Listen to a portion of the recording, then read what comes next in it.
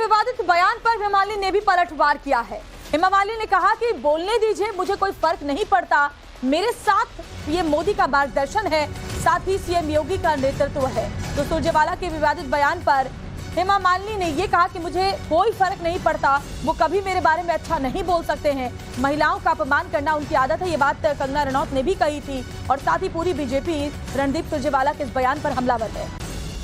उनका काम है कहना है ना, विपक्ष है तो थोड़ी अच्छा बोलेंगे मेरे लिए, वो तो खराब ही बोलेंगे। तो ठीक है, उसको हमें काउंटर अटैक करना जरूरी होता है, लेकिन सब प्यार से सब कुछ बहुत कुछ अच्छा हो रहा है मेरे साथ। मेरे साथ सब दे रहे हैं, मोदी जी का साथ है, उनका मार्गदर्शन है, योगी जी का नेतृत्व है, तभी सारा काम कर पा रही है। रणदीप सुरजेवाला के विवादित बयान पर मंडी से बीजेपी उम्मीदवार कंगना रनौत ने कांग्रेस को घेरा है। कंगना ने कहा कि बात तो मोहब्बत की दुकान खोलने को लेकर हुई थी, लेकिन कांग्रेस नफरत की दुकान खोली हुई है। महिलाओं के प्रति गिरी हुई सोच रखने वाले कांग्रेस के नेता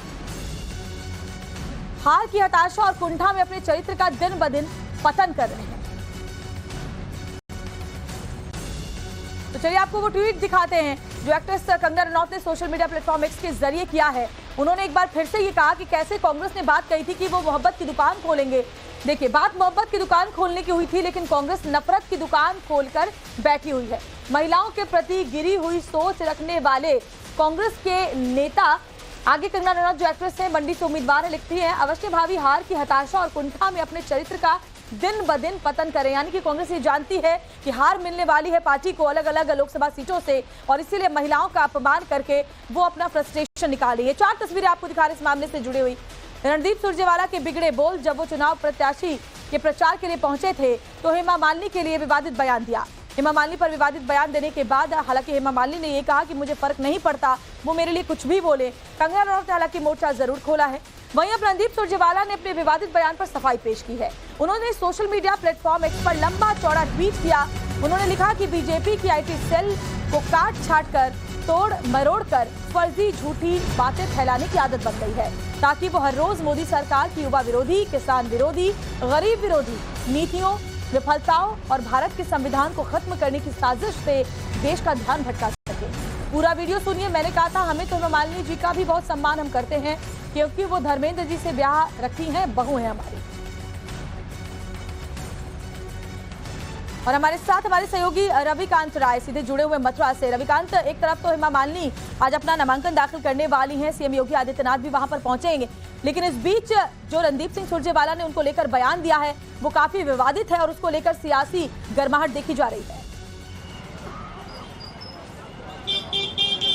देखिए श्वेता, इस वक्त हेमा मालिनी डीएम ऑफिस पहुंच चुकी हैं। यहाँ की तस्वीरें सबसे पहले आपको दिखाता हूं, और टाइम्स नाउ नवभारत वृंदावन में उनके आवास पर मौजूद था। हमने सीधा सवाल हेमा मालिनी से पूछा कि पहले कंगना रनौत को लेकर और अब आपको लेकर कांग्रेस पार्टी के बड़े नेता आपत्तिजनक बयान दे रहे हैं। इस पर हेमा मालिनी ने कहा कि कांग्रेस पार्टी के नेता क्या बयान देते हैं मुझे इससे कोई फर्क नहीं पड़ता, लेकिन ये दिखाता है कि कांग्रेस पार्टी के नेता किस तरीके से महिला विरोधी मानसिकता को दिखा रहे हैं। मेरे साथ प्रधानमंत्री नरेंद्र मोदी का आशीर्वाद है, योगी आदित्यनाथ का मार्गदर्शन है, और जो बचे हुए काम है मथुरा में मैं उसको करूंगी, लेकिन वो मेरे बारे में अच्छा बोलेंगे इसकी उम्मीद भी मैं नहीं करती। और कांग्रेस पार्टी की यही मानसिकता जो है वो दिखाती है। और इस वक्त जो है हेमा मालिनी आप देखिए यहाँ पर पहुँच चुकी हैं कलेक्ट्रेट, और यहाँ पर नामांकन दाखिल करने के बाद वो सीधे यहाँ से रैली स्थल पहुँचेंगी, क्योंकि अंदर जो लोग होते हैं उनको जाने की अनुमति नहीं होती है। आप तस्वीरों में देखिए हेमा मालिनी आपको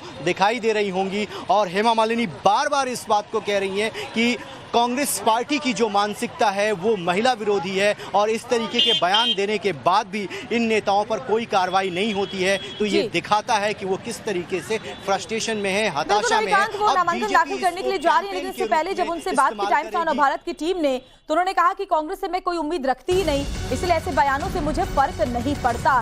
रणदीप सिंह सुरजेवाला के बयान को लेकर हेमा मालिनी से जब हमारी टीम ने सवाल किया तो उन्होंने कहा कि मुझे कोई फर्क नहीं पड़ता कि वो मेरे लिए क्या बोलते हैं।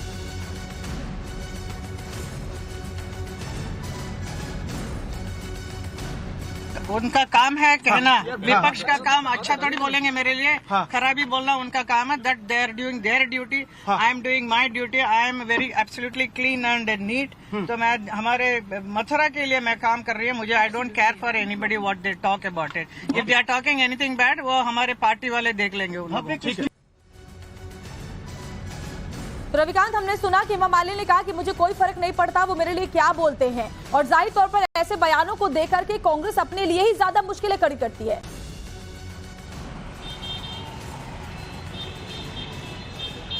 देखिए श्वेता, ये एक तरीके का चुनावी माहौल में इसे सेल्फ गोल भी कह सकते हैं। एक बयान जो कांग्रेस पार्टी के लिए सिरदर्द बना हुआ था, जो कंगना रनौत को लेकर दिया गया, वो अभी संभला ही नहीं था कि रणदीप सुरजेवाला ने एक और बयान दिया। अब देखिए कि क्योंकि हेमा मालिनी के साथ जितने भी लोग थे उनको बाहर रोका गया। आपके सवाल का जवाब दूंगा, लेकिन आपको दिखा रहा हूँ किस तरीके से हेमा मालिनी जो है वो अपनी गाड़ी में मौजूद हैं और यहाँ से सिर्फ 5 लोगों को अंदर जाने की अनुमति होती है। हमने लगातार हेमा मालिनी जी से ये सवाल पूछा कि आपके ऊपर इस तरीके का बयान दिया गया, और उनका साफ तौर पर कहना था कि ये कांग्रेस पार्टी की मानसिकता को दर्शाता है। अब उनसे पूछिए ना, because we are very popular, we are famous and so target उन्हीं पर किया जाता है जो नाम वाले हैं ना, जो नाम नहीं है किसी के उसको टारगेट करके फायदा गया उनका।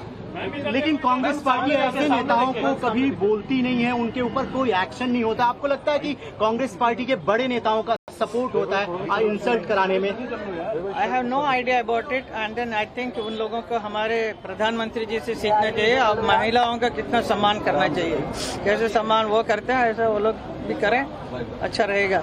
रणदीप सुरजेवाला ने कहा है कि उनके ट्वीट को जानबूझकर बीजेपी तोड़ मरोड़ कर अपने तरीके से पेश कर रही हो, वो सफाई दे रहे हैं आपके ऊपर जो बयान दिया। मैं यहाँ पे नामांकन करने आई हूँ, मैं किसी और ने क्या कहा उसके बारे में बात करने के लिए नहीं हूँ यहाँ पे। मैं एक अच्छा काम करने के लिए आई हूँ। आप बार बार उन चीजों का मत पूछिए कि उन्होंने ये कहा वो कहा। I am not interested in that. I come to sign my nomination. I am very happy about it. I am for Mathura. I have come here and I am going to do my best for Mathura. That is the reason I am again third time I am standing for this election. And I am very thankful to my Prime Minister who has given this opportunity for me, and Amit Shah ji and our party President Nadda ji for giving this opportunity for the third time. So I am grateful to him. एक आखिरी सवाल, मैं जिस तरीके से राम मंदिर बना, आप मथुरा से आती है, जो बताया हमारे जो मोदी गारंटी जो कह रहे हैं, मोदी जी ने जो कहा है वो सब चीजों को किया है। इसके लिए दैट इज वाई जैसे मोदी गारंटी राम मंदिर बनेगा, बनाया। और अभी देखिए हजारों लोग अयोध्या जा रहे हैं, देश विदेश से लोग आ रहे हैं। 370 जो धारा हटाया, ऐसे बहुत सारे काम उन्होंने बोला और किया है। आज तक और कोई प्रधानमंत्री नहीं है हमारे जैसे। यहाँ भी जन्मभूमि में भगवान कृष्ण का भव्य मंदिर बनना चाहिए। आप जीत के आती हैं तो ये काम अभी वो कोर्ट में है, कोर्ट केस में है, और जैसे सब क्लियर हो जाएगा सब हो जाएगा। मैम यूपी में 80 सीटें, मैम यूपी में 80 सीटें किस तरीके से उम्मीद है इस बार? क्या यूपी में अगर 80 का 80, yes 80 out of 80 we will get it. That is all हमारे कार्यकर्ता लोग बीजेपी के, और हमें बहुत खुशी है कि हमारे साथ गठबंधन में आरएलडी भी आए हैं, जयंत चौधरी जी भी हमारे साथ है। So we are definitely winning in a big way, big margin. Thank you. तो सुना आपने, हेमा मालिनी जो नॉमिनेशन फाइल करने गई थी, उन्होंने कहा कि मुझे इससे फर्क नहीं पड़ता कोई मेरे लिए क्या बोलता है, मेरे लिए जो प्राथमिकता है वो मथुरा की जनता है, और मुझे बहुत ही खुशी है इस बात की, और मैं आभारी हूं कि पीएम मोदी ने एक बार फिर से मुझ पर विश्वास जताया है। साथ ही जब श्री कृष्ण जन्मभूमि को लेकर के उनसे सवाल पूछा गया तो उन्होंने कहा कि कोर्ट में मामला है, लेकिन हाँ, जैसे ही ये कोर्ट से मामला साफ होता है तो ये भी मेरी प्राथमिकताओं की लिस्ट में शामिल रहेगा। हालांकि ये बात उन्होंने जरूर कही कि महिलाओं के लिए सम्मान होना चाहिए, लेकिन कांग्रेस महिलाओं का सम्मान नहीं करती है। हालांकि मुझे बुरा बोले, इससे मुझे कोई फर्क नहीं पड़ता, क्योंकि वो विपक्ष में है और मेरे लिए बुरा बोलेंगे ही, और महिलाओं का सम्मान वो नहीं करते, और ऐसे में ऐसे बयानों को पर मैं बात करना भी जरूरी नहीं समझती हूँ। वो अपना नॉमिनेशन फाइल करने के लिए पहुंची हुई थी।